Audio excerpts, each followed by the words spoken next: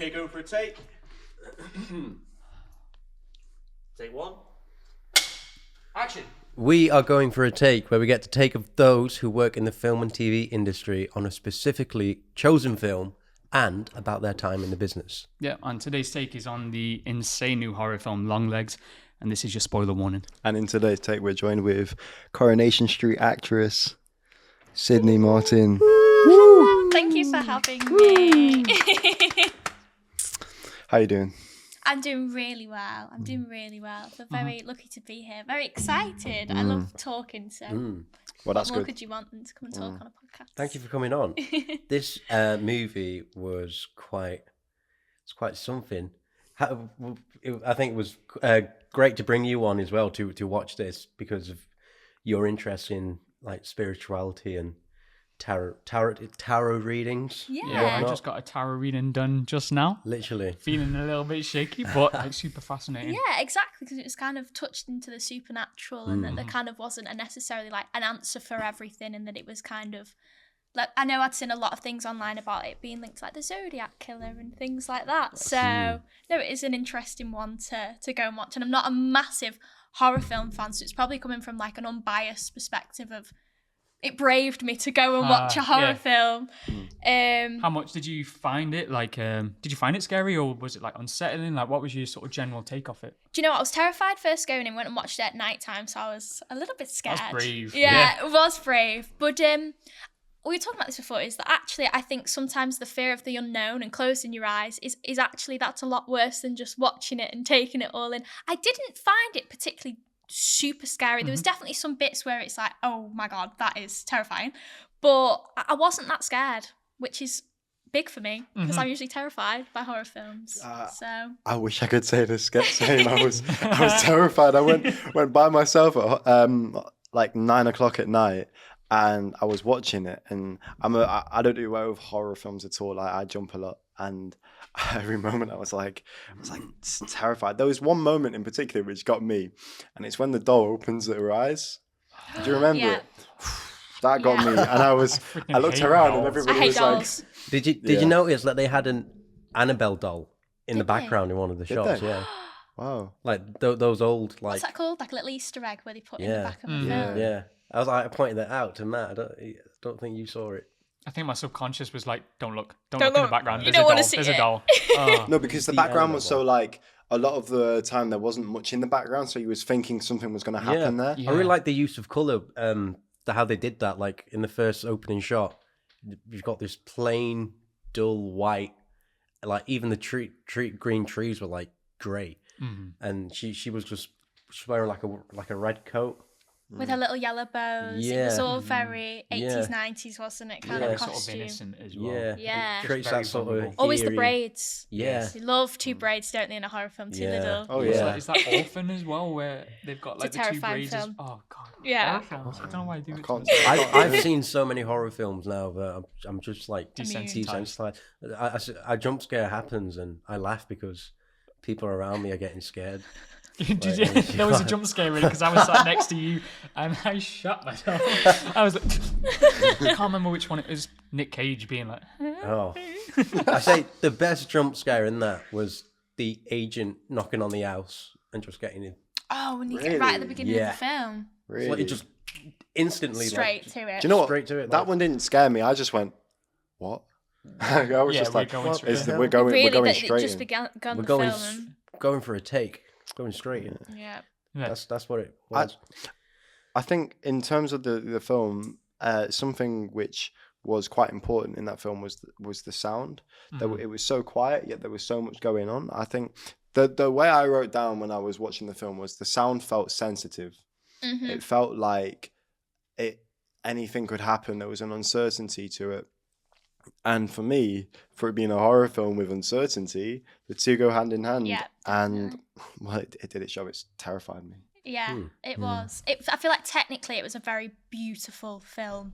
Kind of the way it looked, the cinematography, the sound, everything that went on behind the scenes. You could very much see the effort that went into it. It was gorgeous to watch, even though it was a horror film. Does that make sense?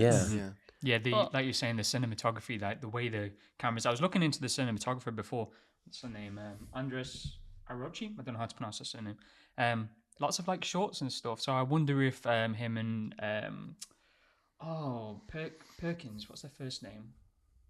I can't see it on my sheet. Oh, Oz Perkins, yeah. I wonder if they've worked together, because like some of the shots, like that first initial shot, I think is just like ingrained into my brain, because you see it from like the perspective of the young girl. Yeah. Like you're looking around. Where you she's can't even looking see around. it's like chopped off. It's almost like when you're shorter than him, obviously, and it really gives you that sense of like, who is this person? You can't even see the eyesight. All you hear is like the sort of like rasping, like inhaling. Yeah. Oh, it's unsettling. And you only see the bottom half of his body in the first shot, and you can see his hands, which are like, they look like really young, and then you see his face, and it's like. But you could see his personality and how messed up he was just through his physicality. yeah. And that's a credit to Nicolas Cage, because you could you had hair and below, really. So if you're listening, like from your mouth and below, and like you could determine how they were feeling just with that, and that you couldn't even see their eyes. And that was interesting, because if you could see their eyes, would it have been the same? I don't know. Because you come back to it right at the very end from like an upper angle, don't they? Oh yeah. Yeah, they come right back to the scene from the beginning, which is clever. It definitely really worked again with what you were saying in terms of it played with what you're not seeing, or what your brain's like playing, like your imagination. There was so many shots. Even one of the very first scenes where Nick Cage isn't even they're not even chasing down Longlegs yet. It's like another dude who's killed some people.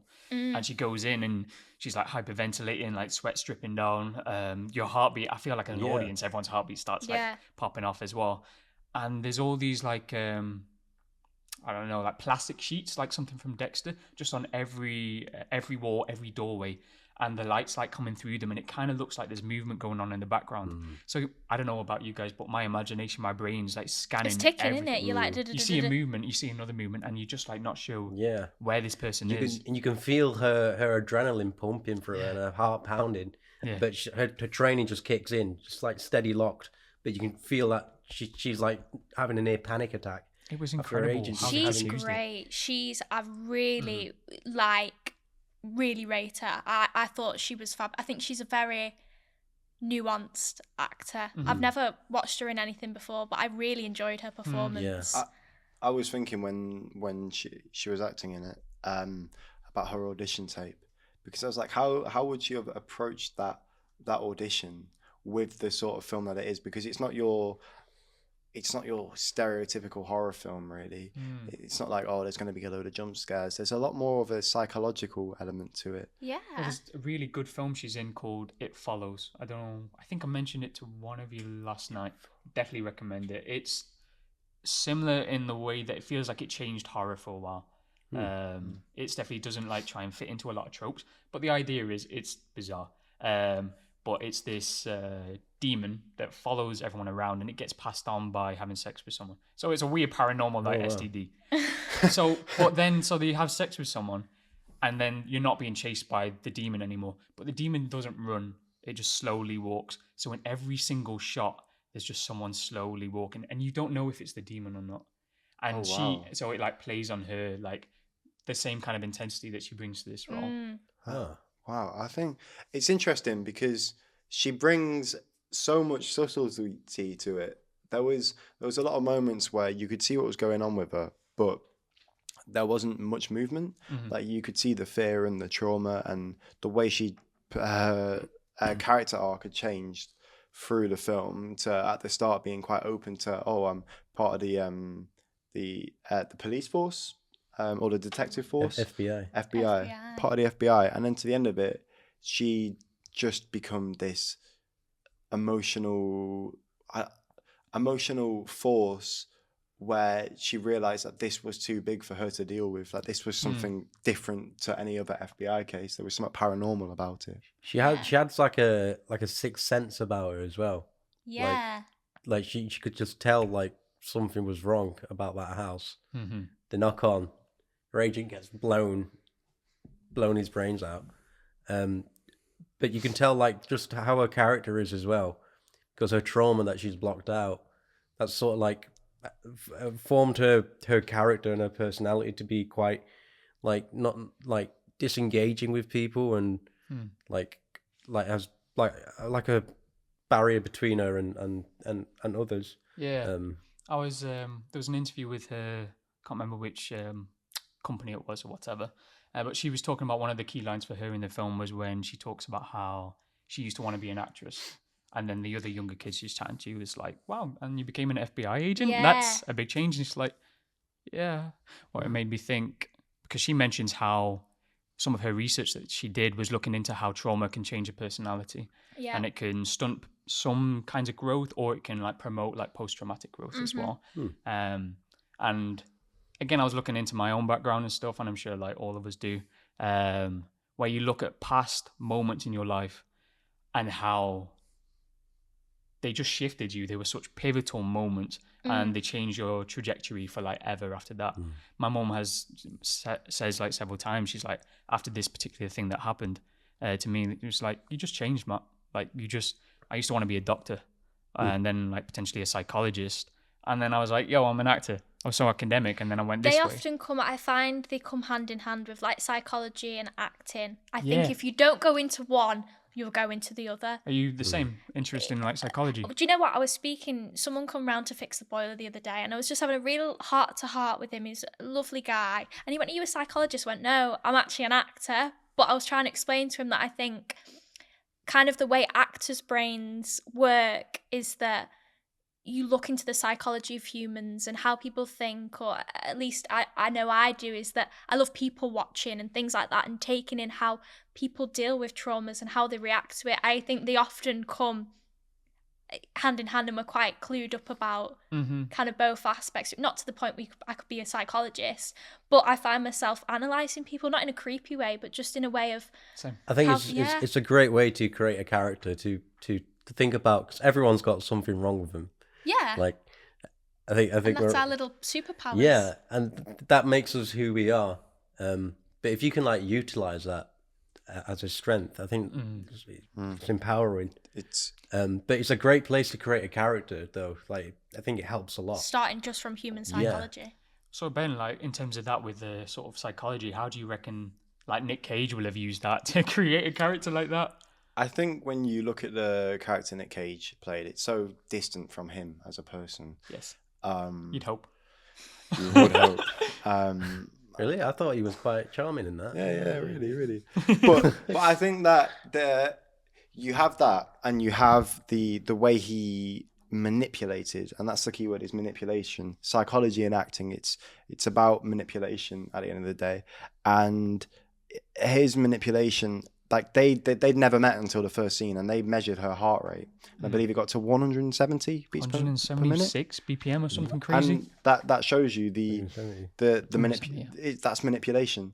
Got her heart rate up, and I think when that was the first time she saw him in the interview room. Yeah. And they put a heartbeat monitor on her, and it went from 76 to 170 BPM. Yeah.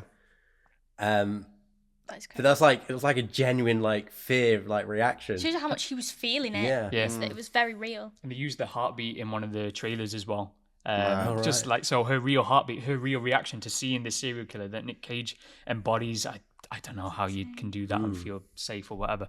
I guess you have so many years in the industry, you're able to sort of like compartmentalize. And then using that in the trailer. They also, I don't know if you guys saw, there was a number, because they didn't want to use promo with Nick Cage in it.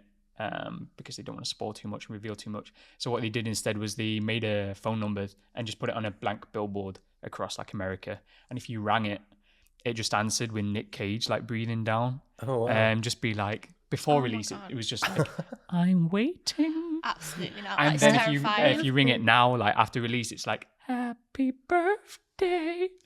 Oh, God. Really? That's genius. Nick Genius Cage? marketing. Have you got the number? Am I looking at Nick Cage right now? Is that Longlegs? It's Longlegs. Look at these. Have you got the number? Oh, man. I bet it's an American number, or else yeah. we'd be able to do it. Oh, you know imagine what- if we did it now. The thing is, though, the word I was thinking of for the whole of that was distance. There was a distance between Longlegs and us as an audience. You don't see him much, and then at the end you see him too much, and then he kills himself. And And after that, it just gets warped and it goes like to another level where he became almost free to just manipulate. And that ending scene was the scene which stood out to me, where the police officer's family, what was the police officer called? Agent Carter. Agent Carter. Agent Carter's family, when he kills his wife and she takes the daughter away, and the daughter gets that doll which he'd given as a present. That scene was sort of the whole film wrapped into one scene. But the thing with that scene is it wasn't a film ending scene, even though it was the end of the film. It felt like it was the start of something else. It very much lined it up for there to potentially be more and then potentially to go in it more. Did you guess that? Do you know, because obviously they talked about the birthday and it was the little girl's birthday on the 14th. Did you catch on from the beginning that was always going to happen to his kid? I didn't think it was the kid. I thought it was her, and her birthday was I also... thought because they all do it themselves. He doesn't kill them. They get killed by someone else or themselves. So I was thinking she was going to get so manipulated and so in her own head through the confronting Longlegs that she'd end up taking her own life. That's what my thought. So when I saw that, I was just like, I really like the use of these voodoo dolls, and how they were like they would leave them in a house with a family, and the whole family would just go crazy and start killing each other.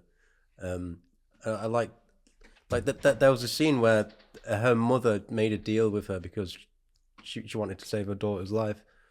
And there was something in that room sat on the chair in the corner, which was like, I don't know what it was. It was like it's literally making me feel a bit sick talking about it. It really unsettled me. Yeah. There's something about children and dolls in horror films that's No.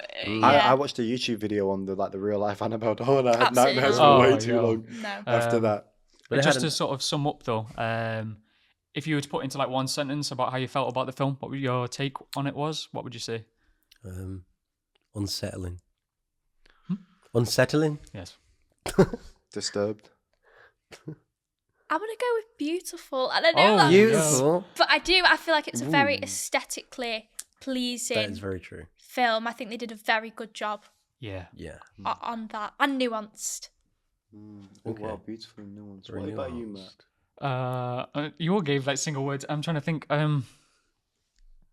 It's hard to put into one word. Disorientating. Nice. Yeah, I left feeling really icky. And we played some table tennis, and I really needed that to get it out. You have to break it. You have to put on a cartoon. We watched Minions. Genius. To break it. That's how you do it. We should have gone and seen that Inside Out too. Well, we played ping pong, so that kind of took the edge off afterwards. Definitely. Oh, you guys play ping pong. I was there by myself. You were still there in the cinema seat. I was there rocking. You had to get me out of the room. Right. I think that's a wrap. Huh? I think that's a wrap for part one. Part one. Yeah. There's a cut. I've got a bit of a special part of this episode. Something new. We're actually going for a tarot card reading. Oh, dude. I'm not gonna lie, I'm nervous. And Matt's the one who's getting I reading volunteered done. as tribute. Exciting. Excitement and nerves. They're kind of the same thing, aren't they? They're just all mixed together. 100%. I mean, I'm literally, Oh wow. You'll be fine. Things are happening at the moment. Life's changing a lot, so it'll be interesting to see what A little comes bit up. of guidance. Bit of guidance. You just grounded me so much with the way you said that. I was like, The nerves have gone now. Breathe. I felt No my shoulders go nerves. down. Cool. Yeah. Let's get it.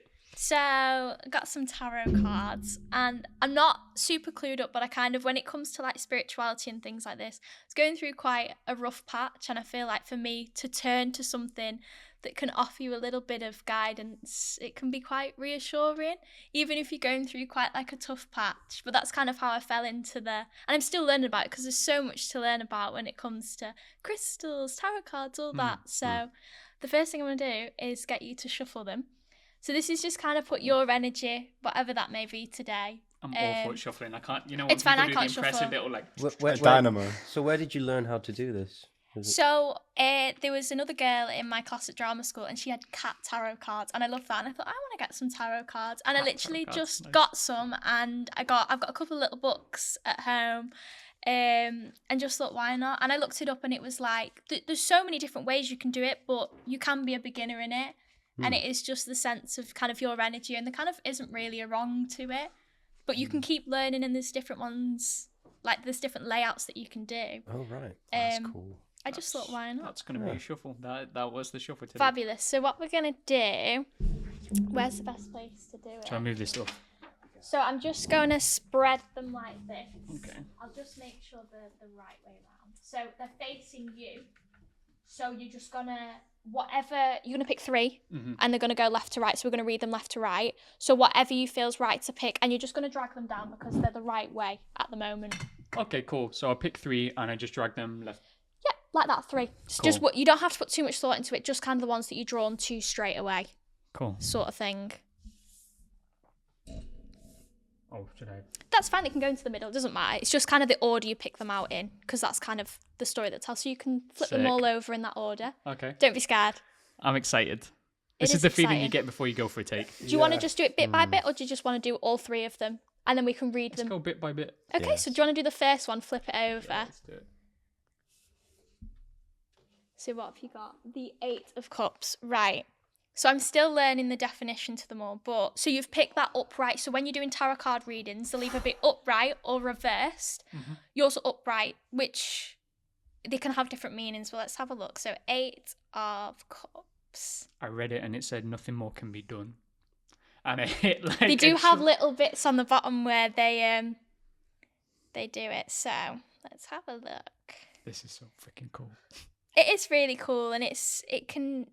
So here we go. So it says, when the 8 of Cups shows up in a tarot reading, you may feel compelled to walk away from a disappointing situation. It could mean turning your back on an unfulfilling relationship, job, career path, living arrangement, or creative project. So it gives you all the things that it could apply to in your life.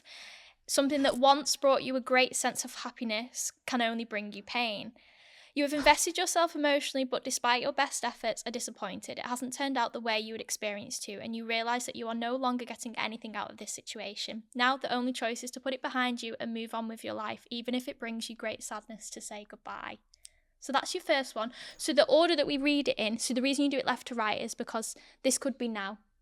And these kind of can be, it is just a general reading of just kind of the futures. Do you want to do the second one? Yes, hit me up. So we've got the 3 of Wands. We'll do that one. What does that say? Does it have the little keywords at the bottom? Yeah, it says travel overland, surveying your kingdom. It sounds like this one could be potentially moving on from a situation, but I don't want to speak in case. It's not exactly. I'm used to some of them because some come up quite a lot in readings. Here we go. Right, the 3 of Wands. Are you feeling okay? Yeah, it's Okay. It's heavy. there is something deep inside of me that really believes in a lot of this kind of again spirituality. I said I've got like Buddhist tattoos, and I'm interested in all that kind of like transcendence and self-improvement, and just I've got so many questions to ask. Yeah. And I just think that there's stuff that can't be answered, that no one's ever been able to explain, and you can put more trust in this than you can in facts that have been shown by like scientific data. Yeah, 100%. Do you know what I mean? There's something about it There's that something I comforting. really tune into. Nice. So we've got the 3 of Wands upright. So it says, while the 2 of Wands speaks to planning for the future from a place of safety and comfort, the 3 of Wands shows you that your plans are now well underway and you are considering even more opportunities to expand your current strategy and maximise your ultimate potential. Everything is progressively, steadily, and as expected, thanks to your solid preparation and ongoing drive. The 3 of Wands signals the many chances available to you to broaden your horizons, whether that be through study, travel, business, enterprise, and learning. You are becoming more aware of the opportunities that exist for you right now, and there is still more to come. Which is a very positive, after quite a heavy first card. Yeah. Is it a sense of you are going to move on from a situation, whatever that may be, and that lots of opportunities that you might not have known could come out of something that might seem quite negative in the beginning. So it's a very positive card to follow. Yeah, I mean, I'm interpreting both of them as pretty positive. Even the first one just Yeah. feels like again, I was chatting to you about like what I'd been speaking to my mate about last night. Yeah. It's bizarre and impossible to explain, which is why I really believe in a lot of synchronicity, and the universe gives you like signs and signals and symbols. Yeah. Definitely. That's bad boy. Fabulous. Let's go for the last one. This is when it's like the Grim Reaper, or just like, it's the guy from Longlegs. Oh no! When people get scared of a card, it can sometimes come up, but you should be fine. Happy birthday. You'll be fine. You'll be fine. Whoa. Okay, so the Tower. This is like one of the fundamental cards. So like these are kind of like there's multiple numbers at Can I once. show them you to the can. camera? Can the camera see them? Nice one, dude. Fabulous. So the What Tower. are the words on that? The words underneath it. This looks are badass. Catastrophe. I can't read them. I've got my glasses. It says, catastrophe, accident, things happening very quickly at lightning pace. And just to show it to the main camera too, there's a tower which is on fire. There's like It looks like quite a fire fun raining card. down from the sky in the universe, and it's like on the moon or something. Okay, let's have a look. And there's So- people jumping out the tower. My heart rate's just gone like my heart rate's just gone so bad. Okay, Good so though. Let's move. when the Tower card appears in a Tower reading, expect the unexpected, massive change, upheaval, destruction, and chaos. It may be. This just gives examples. So it may be divorce, death of a loved one, financial failure, health problems, natural disaster, job loss, or any event that shakes Jobless. that shakes you to the core, affecting your spirituality, your mentality, and your physicality. There's no escaping it. Change is here to tear things up, create chaos, and destroy everything in its path. But trust me, it's for your highest good. Just when you think you're safe and comfortable, a Tower moment hits and throws you for a loop. A lightning bolt of clarity and insight cuts through the lies and illusions you have been telling yourself, and now the truth comes to light. Your world may come crashing down before you in ways you could never have imagined. No, it's not necessarily awful, as you realise that you have been building your life on unstable foundations. It says I've actually got really hot. this can be a very confusing time, especially when your core belief systems are challenged. But over time, you will come to see that your original beliefs were built on false understanding, but your new belief systems are more representative of reality. It's not. It seems like a really scary card. I've pulled that card though many a time, and it's very much. There will be. I've just come in and traumatised everyone. No. I've got tears from that. Different reasons though, man. But this can just be like a general of how life may feel right now. Yeah, that's true. And that new beginnings aren't always a negative thing, and sometimes you have to obviously go through certain things to get to the good parts, but there is positives in it. I know it seems like the most terrifying card to pull. I mean, it doesn't. I mean, so weirdly, you know, we watched Monkey Man ages back on the podcast. There's a quote in it where it's like, because they talk about Shiva. It is Shiva, isn't it? The goddess that like creates and destroys. There's a quote in it that you have to Balance. destroy or cut off a plant leaf for it to be able to like grow more. The future can always change as well. Our reality is what we make it. You know. Yeah. 100%. I'm interpreting them in a quite a positive light, despite Them being me quite literally howling at that last Catastrophe. card. You were the like, burning tower. if you feel negative about it, you might pull out. Yeah. It's not death though, which is It's cool. not. But even death doesn't necessarily mean it just means a new beginning. Yeah. Yeah. I feel like I'm definitely going through like a transitory period. Yeah. And it's like things are ending. You're now about to go on a new journey, which is optimistic, and you're about to. What did it say? I'm going to survey my kingdom. That sounds badass. Absolutely. And things will come to an end, and it's just going to happen like rapid fire. Giving Aegon the Conqueror vibes. Cool. Thank you, dude. I appreciate that a lot. You are so It feels weird welcome. giving the handshake. I feel I'll like I give want you to a give a hug hug. later. But yeah. Thank you. Cool. No, thank you. Wow. Cool. And that was going for a tarot Welcome card to an reading. insight into going for a Tarot. look into Matthew's insight in the On life. the next episode, we'll be going for a therapy session. Therapist. Oh, Special God. ed.